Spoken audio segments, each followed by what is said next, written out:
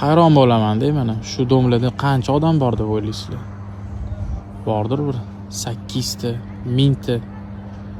Lekin nima demoqchiman? Shuncha odamga parkovkada muammo bo'lmasmi-ki mashina qo'yishga? O'z bilsanglar, uy olotganda ko'pchilik uy ichini remontiga qaraydi, narxiga qaraydi. Lekin aslida birinchi o'rinda lokatsiya va parkovka bo'ladi.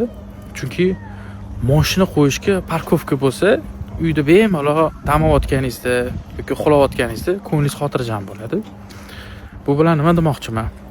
Hozirgi kunda O'zbekistonda aholi soni ko'paygani hisobiga birinchi navbatda ko'p joylarda parkovka muammo bo'lyapti.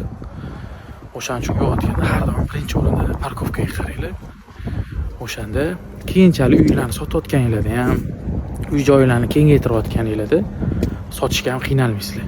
Misol men o'zimda ham shunaqa holat ko'p bo'lgan. Parkovka bilan undan oldingi uyimda o'sha mashina qo'yishga muammo bo'lgani, ko'p asabbuzarlik, ertalab uxlayotganimda mashinani olib turing deb telefonlar qilishardi. O'sha uyni ishonasizlar, zo'rg'a sotdim.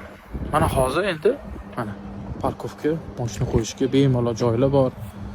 Bu yerda zaradga qiladigan stansiyalar hammasi bor.